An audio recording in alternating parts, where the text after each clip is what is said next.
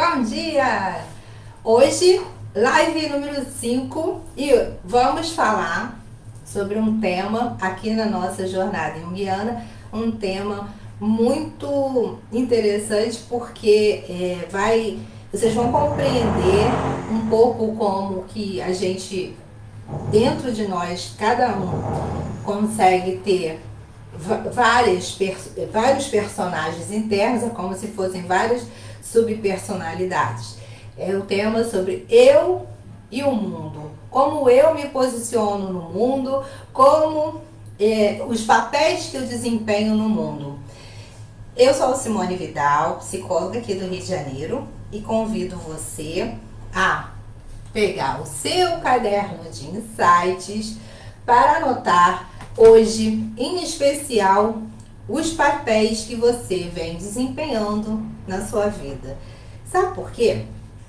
Porque a gente muitas vezes não para refletir sobre esses papéis e muitas vezes a gente acaba se deixando levar apenas por um deles. Um a gente desempenha com mais empenho, com mais força e acaba às vezes negligenciando, deixando outros de lado. Então, é muito importante nós termos aqui essa oportunidade, esse espaço. E quero agradecer a vocês que vêm acompanhando essa jornada junguiana ao longo dessa semana. E tem sido muito bacana os feedbacks, os comentários que eu venho recebendo, de que vocês estão tirando muitos aprendizados. E é isso, a gente não pode esquecer que nós todos temos pensar nessa questão dos papéis. Então vamos lá. Eu vou contar para vocês como começa toda essa história do ego no mundo. O ego chega ao mundo imerso no self. Quando a gente nasce, nós somos bebezinhos, indefesos e estamos ali naquele momento totalmente imerso no inconsciente familiar, no inconsciente da nossa mãe, a gente sendo cuidado por ela. E ali, a partir daquele momento, aquele ego, que ainda está ali numa forma bem pequenininha, ele já traz dentro dele, nós já falamos isso algumas vezes, ele já traz dentro de si a sementinha do vir a ser, do que ele vai se tornar. E à medida que você vai crescendo, você vai aprendendo a andar, no início você tem uma interação com a sua família, com o seu pai, com a sua mãe, com os seus irmãos. Então é o primeiro contato que você tem quando chega no mundo. Depois com alguns familiares e à medida que você vai crescendo, esse ego vai enfrentando novos desafios. O primeiro grande desafio, ir para a escola. E para alguns o período escolar é muito prazeroso porque conhecem amiguinhos e é muito divertido, aquelas horas de aprendizado, de compartilhar brinquedos e fazer desenhos e pinturas. Quem não lembra, né? As brincadeiras de massinha com tinta, que a criança fica toda lambuzada, enfim. Essa lembrança muitas vezes é muito feliz para algumas pessoas, mas para outras, essa época escolar não foi muito agradável. Por quê? Porque ela chega na escola, vinda do contato com a família, onde ela era a rainha, ou era a princesa, ele era o príncipe da família, e de repente se depara com um ambiente não muito agradável, porque as outras crianças querem o brinquedo, aí tem que disputar, tem que aprender a dividir. E esses primeiros desafios que o ego encontra, muitas vezes faz para a criança uma certa dificuldade, porque ela tem que aprender a lidar com a frustração. E aí esse primeiro papel que o ego vai desempenhar no período escolar já vai começar ali a apresentar um contorno do que aquela criança no futuro vai ser. Então muitas crianças, quando elas são muito repreendidas e sofrem bullying e sofrem algumas dificuldades nas suas interações sociais na escola, elas vão tender a apresentar uma persona para se adaptar socialmente àquele meio escolar. Ou ela vai se tornar também um pouco agressiva para poder lidar com aquela situação que para ela é muito difícil. Ou ela vai introverter, vai se tornar uma criança muito calada, muito tímida. Então, a persona, o ego, ele já vai ali, para se proteger, precisar do arquétipo da persona naquele primeiro papel que ele está exercendo na vida escolar, na sua relação com as professoras, com os amiguinhos. A persona tem sempre a persona do popular da escola, tem a persona da menina mais linda da escola, que é desejada, que todos os menininhos são apaixonados. E assim a vida vai transcorrendo. E o seu ego, presente no mundo, com o auxílio da persona, que é a nossa pele psíquica, é o que nos protege, o que faz a gente interagir socialmente, mostrar, né, socialmente um comportamento adequado, a vida vai seguindo. Chega na adolescência, mais desafios.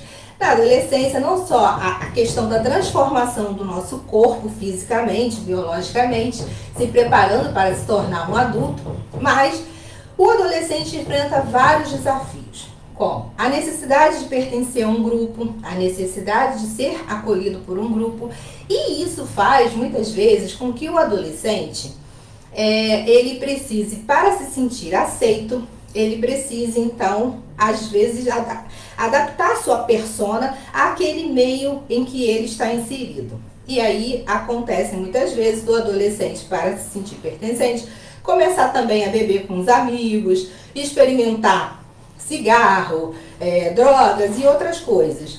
Então, perceba que nesse momento o ego no mundo está ali com a sua persona de adolescente buscando adaptação, buscando acolhimento, buscando aceitação. É como se fosse até aqui, até a adolescência, a família fosse o núcleo principal. A partir da adolescência, os amigos, os grupos, né, de amizade é que passam a ter uma relevância maior. E isso muitas vezes assusta os pais, porque os pais ficam assim: poxa vida, o meu filho está tão diferente, já não é mais o mesmo. E sim, é verdade. O adolescente, ele apresenta um comportamento bastante diferente daquela criança cuti-cuti que você criou, que você fez todo o mimo do mundo. E é muito interessante porque essa fase do adolescente, ele se apresenta no mundo de alguma forma. Ou ele vai ter aquela forma do adolescente brincalhão, descolado, ou ele vai apresentar aquela forma do adolescente mais fechado, mais introvertido. Cada um vai ter o seu papel de adolescente e vai de repente se lembrar como foi na época da sua própria adolescência. Outra coisa que é muito legal perceber é que depois da adolescência chega um momento que é o momento de escolha, o momento da escolha profissional. E a escolha profissional, que às vezes a gente não percebe, mas isso é um peso muito grande na vida desse jovem, desse adolescente. Por quê? Porque esse jovem, esse adolescente, ele precisa escolher a carreira, o que ele vai fazer. Muitas vezes eles pensam assim, né, para o resto da minha vida. E isso traz um peso para eles. Muita angústia, muita ansiedade. E às vezes muitos jovens estudam, se dedicam, se esforçam, mas quando chega na hora do vestibular, eles são prejudicados no seu desempenho pela sua parte emocional. Porque ficou ansioso demais, deu branco, não conseguiu terminar a prova dentro do horário estipulado, enfim. Outra coisa que também atrapalha bastante os adolescentes nesse momento de escolha profissional é a questão da dúvida, né? O que fazer. Então, muitos acabam seguindo as orientações dos pais, outros seguem o que os amigos estão fazendo, a carreira que está em alta na ocasião. Muitas vezes vai pelo lado do financeiro, o que é uma carreira que dá mais retorno financeiro, enfim. Cada um precisa adotar uma persona nesse momento de escolha profissional.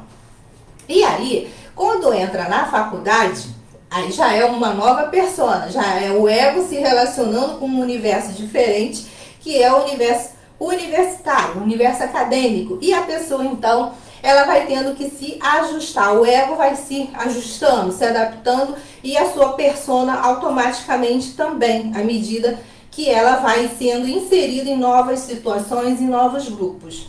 E aí, gente, começa uma grande questão. Até que, nesse momento, é muito importante a gente perceber as relações e como é que acontece, tanto na vida pessoal. A gente fica muito circundado pelo aspecto pessoal da vida. A partir do momento que você ingressa na faculdade, que você já começa a ter que correr atrás de um estágio e até mesmo, de repente, trabalhar para bancar os seus estudos, aí já entra um outro papel, que é o papel de você se tornar um profissional. E essas adaptações, esses papéis que a gente vai ao longo da vida desempenhando, muitas vezes a gente acaba, a nossa persona vai se amoldando àquele papel, àquela rotina que a gente tem, né, do trabalho. Aí você se forma, você tem que decidir se você vai fazer um concurso público, se você vai montar um negócio, ou se você vai trabalhar no regime seletista, trabalhar como empregado de uma empresa, o que vai ser a sua carreira. E aí, mais uma vez, o seu ego e a sua persona vão tentando se ajustar a esses novos papéis que você vai desempenhando. Aí eu queria chamar a atenção de vocês para uma coisa que é muito importante. Em paralelo a essa questão profissional que ocupa uma grande parte da nossa vida, a gente precisa ter muita atenção e cuidado com a outra parte, que é o seguinte, que assim, como isso se dá tudo ao mesmo tempo, muitas vezes é difícil para as pessoas conseguirem entender e fazer essas distinções, essas separações. Você que é mãe, você que é pai, você dá tudo de si na criação do seu filho. E você tem aquela expectativa positiva de que o seu filho vai crescer e vai conseguir ter o trabalho dele, a carreira dele, ser feliz, ter a vida dele. Acontece que nós estamos vivendo numa época em que cada vez mais os filhos estão retardando a sua independência financeira e muitas vezes a sua independência emocional.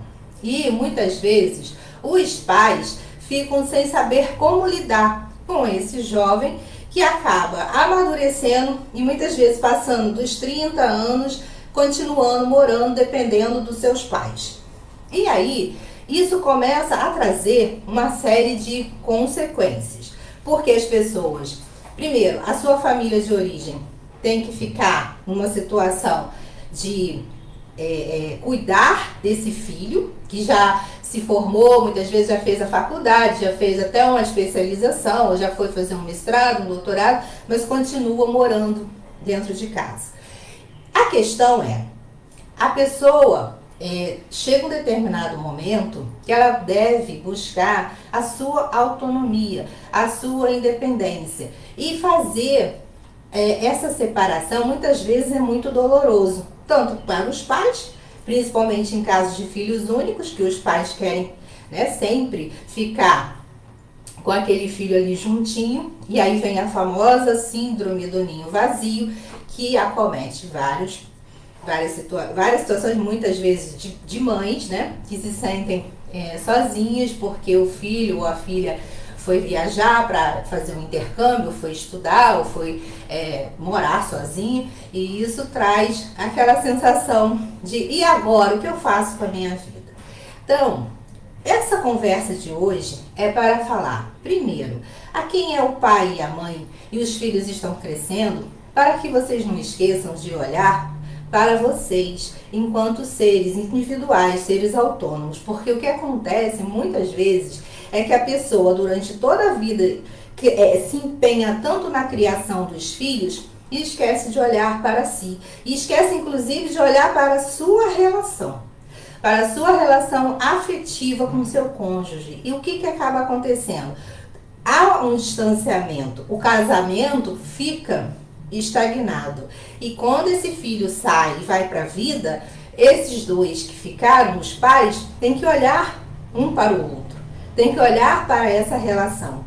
E muitas vezes, quando chega esse momento tão difícil de lidar com a saída do filho, de ter que olhar debaixo do tapete e ver a situação real e efetiva do casamento, muitas famílias acabam se dissolvendo e é muito comum casos de divórcio, de separação nesse momento quando o filho sai. Por outro lado, pessoal, também não é bacana o filho ficar como sendo a maneira de segurar a família, porque isso traz um peso muito grande para o jovem. Ele precisa respirar, ter espaço de olhar para a vida dele. Então, sistemicamente, o que é o amor? Nós temos dois tipos, né, na terapia sistêmica: o amor que cura e o amor que adoece. O amor que adoece é esse amor que aprisiona, que quer que a pessoa fique a qualquer custo ao seu lado.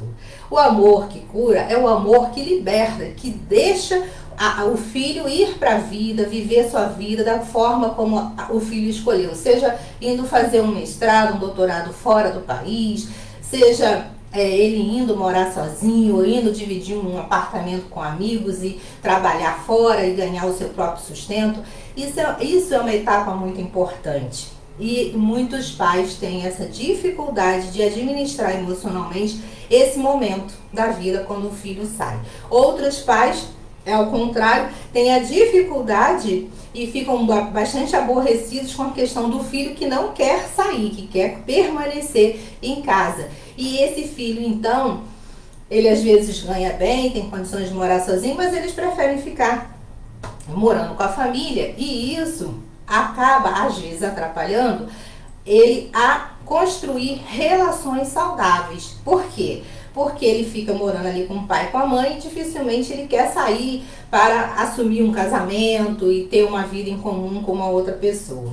Então, voltando ao que a terapia sistêmica orienta, é que nós pais, a gente dê nosso amor, nosso afeto, a gente faça tudo para que o nosso filho possa ter as oportunidades de estudo, de aprendizados, de conhecimento, e que ele possa, assim que ele estiver pronto para sair para a vida, que esse filho possa olhar com gratidão para esse pai, para essa mãe e voltar-se para o seu futuro e seguir em frente, sem culpa, sem carregar o peso de achar que está abandonando os pais.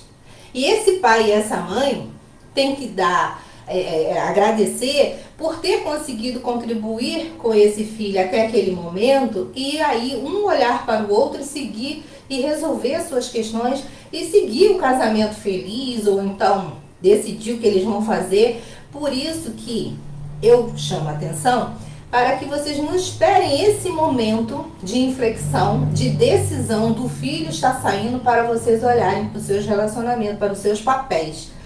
Papel, gente, de pai, papel de mãe, papel de homem, papel de mulher. Então, quando você se torna adulto, você tem que desempenhar o papel profissional.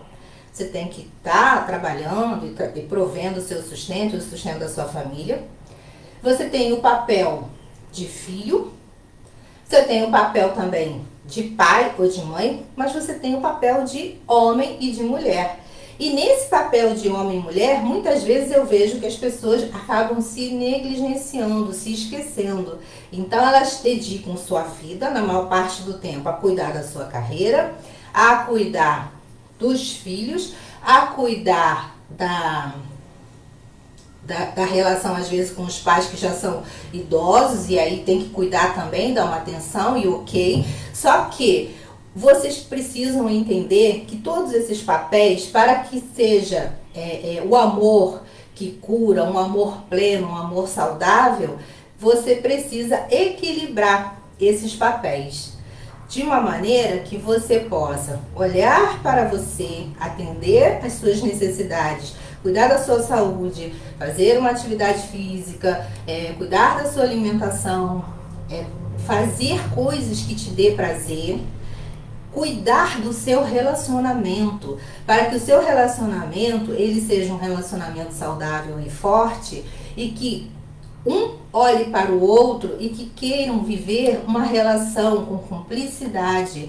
uma relação onde a parte da atração física e do sexo possa ser renovada, porque a gente sabe que no início do relacionamento a pessoa está vivendo uma grande paixão e que com o passar do tempo, a rotina, as dificuldades, isso acaba meio que dando uma mexida. Mas é importante cuidar do relacionamento. É como se o relacionamento fosse uma planta que precisa de ser regada, adubada, precisa de você ter o seu tempo de casal. Ou seja, mesmo que seu filho seja pequeno, peça ajuda da mãe ou da sogra, peça ajuda de alguém para que possa ficar um pouquinho com a criança, ou pague para uma pessoa ficar, uma babá, mas que você possa ter um momento de casal com o seu companheiro, com a sua companheira, com a sua namorada, enfim, com a pessoa com quem você se relaciona. Isso é muito importante e é saudável, inclusive. Então, o que acontece? Muitas vezes a pessoa, quando se torna mãe e se torna pai, eles começam, inclusive, a se chamar de pai e de mãe. E aí, eles vão usando esse arquétipo, essa persona, né, do pai e da mãe, e esquece totalmente da parte do homem e da mulher. A parte do casal acaba ficando esquecida e a prioridade é trabalhar, suprir as necessidades e cuidar da família e dos filhos. E a pessoa acaba esquecendo dela mesma enquanto pessoa, e na relação enquanto casal. E aí, isso vai trazer futuramente grandes complicações. Outra coisa é a questão do filho, que precisa ser estimulado desde bem jovem a entender que ele é muito amado, muito querido, mas que ele vai crescer e ele vai encontrar uma pessoa, vai viver a vida dele da forma que ele escolher, com a liberdade que ele quiser, vai trabalhar, vai escolher a carreira que ele quiser, e que ele vai ter esse momento de ir para a vida. Porque o que eu percebo muito, e isso acontece de forma muito presente na clínica, é justamente a situação do jovem, que ele quer sair, quer ir para a vida, mas ele se sente aprisionado pela culpa, porque ele se sente com receio dele sair e da vida da família dele desmoronar, porque ele percebe que ele que é o elo que une esse casal, e o casamento só se sustenta porque ele está ali. E isso é uma coisa extremamente negativa e ruim. Isso é um exemplo de um amor que adoece, porque o filho fica engessado e não consegue se desenvolver, florescer profissionalmente, não consegue manter um relacionamento saudável, ir para a vida, constituir uma família. Então, o que eu quero dizer é que chega um momento que o jovem precisa cortar esse cordão umbilical de forma simbólica, que é gratidão a tudo que os pais deram e olhar para o futuro para que ele possa também construir a família dele, construir a vida dele. E isso não significa que ele vai abandonar, que não vai mais amar, que não vai mais querer visitar o pai e a mãe, não. Significa que ele vai dar um salto de consciência, uma ampliação na sua consciência de se tornar um adulto com responsabilidade, com autonomia. Então, um papel que é muito importante e que nós, desde sempre, temos que passar para os filhos é de que ele vai crescer e precisa ter autonomia e responsabilidade em relação à sua vida. Ele precisa estar com o controle da sua vida, ele precisa prover o seu sustento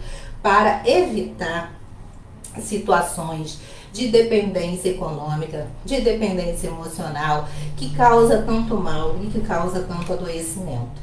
Então, é muito importante você, quando olha o ego, a persona, essa relação do ego no mundo e dos diversos papéis, a importância de você, em cada etapa da sua vida, você entender a situação que você está vivendo e olhar para a sua vida. Como eu, desde o início dessa jornada, eu venho convidando vocês a fazer reflexões, a anotar no caderninho de insights, a olhar para dentro de si, a reconhecer o que não está legal na sua vida, para buscar uma ajuda para melhorar. E é muito importante isso, que você possa, na sua vida, desenvolver os seus múltiplos papéis de uma forma plena e saudável. E aí uma outra questão que tem a ver com o que a gente vem conversando na jornada é o seguinte: você hoje, não importa a idade atual, você pode ter 30, você pode ter 40, você pode ter 50, você pode ter 60 anos. Dentro de você ainda habita aquela criança que você foi um dia, ainda habita aquele jovenzinho, aquele adolescente, o jovem adulto, o adulto, e até se você já estiver acima de 60, aquela pessoa mais, né, amadurecida. Todas essas partes são suas partes, estão dentro de você. Elas precisam estar em congruência, em alinhamento, elas precisam estar em harmonia. Se em alguma delas ainda existir algum resquício, alguma questão que precisa ser desatada, alguma questão que precisa ser melhor olhada e cuidada, é necessário sim buscar esse alinhamento, buscar essa ajuda para você conseguir fazer com que todas as suas partes que te compõem, elas possam estar inteiras. Por quê, pessoal? Porque você só consegue se relacionar com o outro quando você está inteiro. Se você não está inteiro, se alguma parte de você está precisando de cuidados, chances há que você, ao se relacionar com alguém, você vá projetar muito das suas expectativas, das suas carências, das suas frustrações no outro. Você vai querer e vai ter uma tendência a buscar nas suas relações o que falta.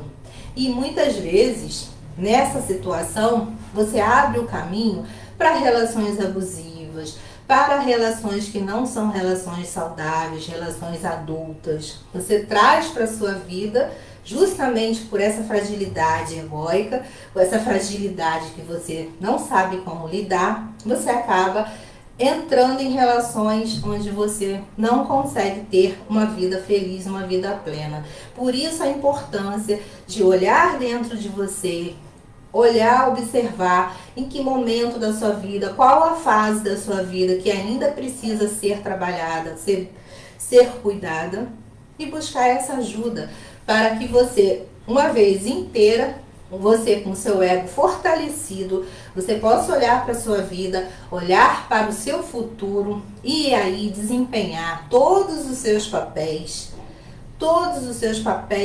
de uma forma plena, segura, de uma forma inteira, ou seja, ser um bom profissional, ser um bom pai, uma boa mãe, ser uma boa filha, ser um bom filho, ser um bom marido, uma boa esposa, um bom namorado, uma boa namorada, enfim. Você poder dar conta de todos esses papéis, mas de uma forma inteira. Eu vejo muitas pessoas que hoje sofrem nos seus relacionamentos e acham que a questão é o seu relacionamento. Mas na verdade não é o relacionamento, na verdade a questão está lá dentro dela e ela não está tendo essa percepção, ela não está vendo o que acontece. E eu vou dar um exemplo. Muitas vezes, a gente agora está vivendo essa época do isolamento social, começou a haver em alguns estados já uma abertura, as pessoas já estão começando a abrir o comércio e tal. Mas você quer ver uma coisa que está sendo muito comum hoje em dia e que às vezes a pessoa nem se dá conta? A questão do número de pessoas que desde a pandemia entraram em processo de depressão, ansiedade, dispararam síndrome do pânico e outra, começaram com ideações suicidas e muitas vezes a se mutilar, a se cortar. Quanto de dor essa alma carrega para conseguir alívio apenas quando provoca dor no corpo? O quanto que essa alma está desconectada desse corpo para conseguir aliviar essa dor apenas quando provoca uma lesão. É por isso que eu digo da importância de você olhar para dentro de você, ver qual é a etapa da sua vida que precisa ainda ser revisitada, cuidada, para que você possa vivenciar os seus diversos papéis na sua vida hoje de uma forma segura, plena, com bastante determinação, autonomia, responsabilidade.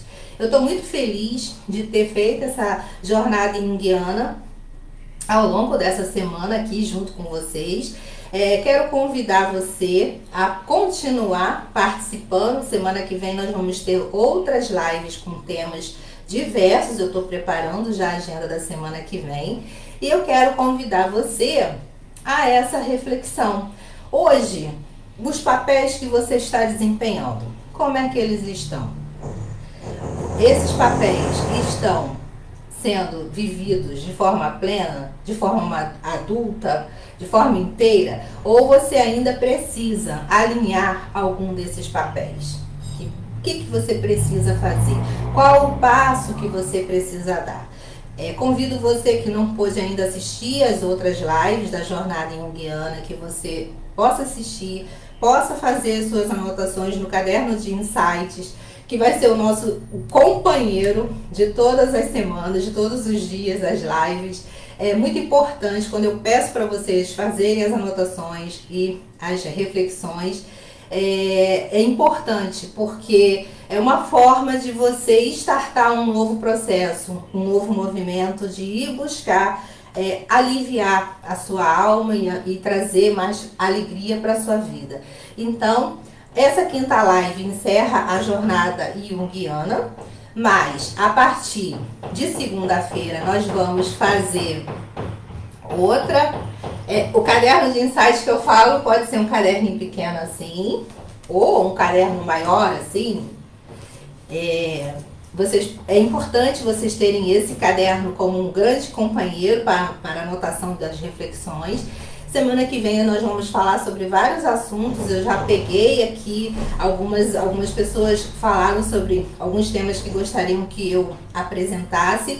E eu quero convidar você também, que ainda não me deu aqui nenhuma sugestão, pode colocar nos comentários um tema que vocês gostariam de aprofundar para a semana que vem eu preparar o conteúdo, porque a proposta é essa, pelo menos 30 minutos por dia, que a gente possa ter esse encontro, esse contato aqui online, e eu possa contribuir com você, trazendo uma aproximação da psicologia junguiana para a vida, trazendo assuntos que correlacionam psicologia e vida e ajudando a você melhorar a sua vida de uma maneira geral.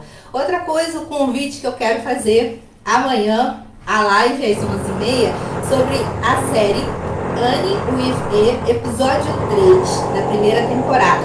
Quem já assistiu a série ou quem ainda não assistiu e tem curiosidade, assista, porque essa série, ela conta a história da Annie Shirley, que é uma jovenzinha órfã que foi adotada por 2 irmãos, e a história da Annie, ela dá o mote para que eu possa conversar com vocês sobre vários assuntos, porque a cada etapa da vida da Annie, a cada episódio, as coisas que vão acontecendo na vida dela podem trazer muitos insights, e eu posso falar com você sobre essas questões que são atemporais. A série é uma série que se passa há muito tempo atrás, mas que tem total conexão com nossos dias atuais e que assim, são temas que são muito importantes para conversar.